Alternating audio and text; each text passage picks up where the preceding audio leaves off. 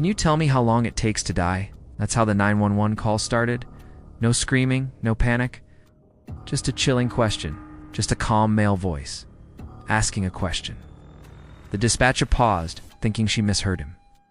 She hadn't. And what unfolded over the next few minutes would later be replayed in court as evidence of attempted murder. Most 911 calls start with fear. This one started with curiosity. On a quiet night in a suburban neighborhood, emergency dispatch received a call from a man who didn't sound distressed. He sounded clinical, controlled. He told the operator he had stabbed someone. Then he asked how long it would take for that person to die. The caller was a 32-year-old man living with his roommate in a shared house. Neighbors described him as quiet, reserved, the kind of person who kept to himself. There had been arguments in the house before, loud ones, but nothing that had escalated beyond shouting until that night. Earlier that evening, the two men had argued over money. According to court records later revealed, the fight became physical. One of them grabbed a kitchen knife. The stabbing happened quickly.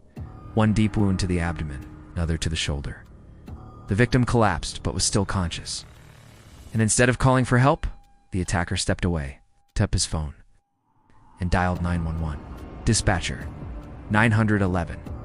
What's your emergency? Caller, how long does it take to die from a stab wound? Dispatcher, sir, happened. Caller, I stabbed him. He's bleeding. I just need to know how long. There was no urgency in his voice, no shaking, just breathing, slow, measured. The dispatcher immediately switched into protocol. She asked for the address, gave it calmly. She asked about the victim's condition.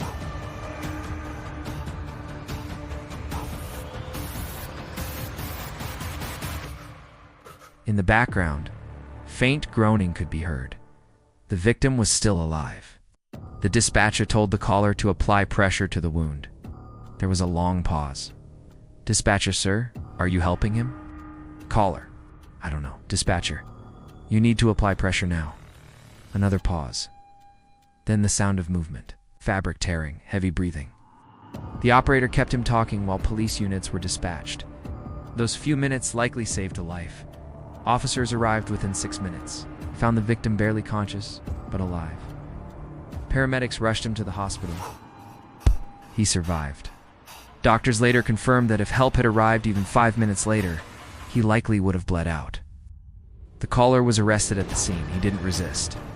He reportedly told officers, "I just wanted to know if it was too late." During interrogation, investigators tried to understand something disturbing.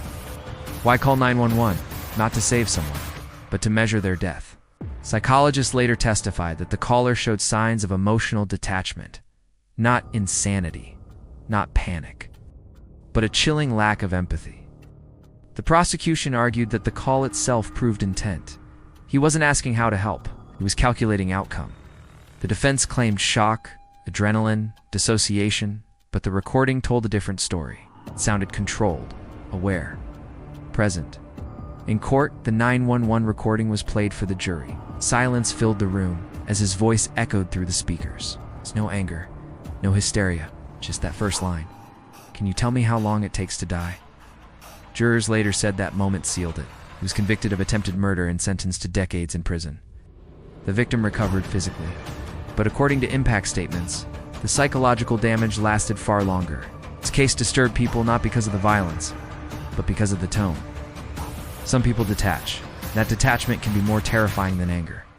The dispatcher who took that call later said she never forgot it. Most emergency calls blur together over time. This one didn't, because it wasn't someone asking for help. It was someone measuring death. And sometimes, the scariest part of a crime isn't what someone does. It's how calmly they talk about it.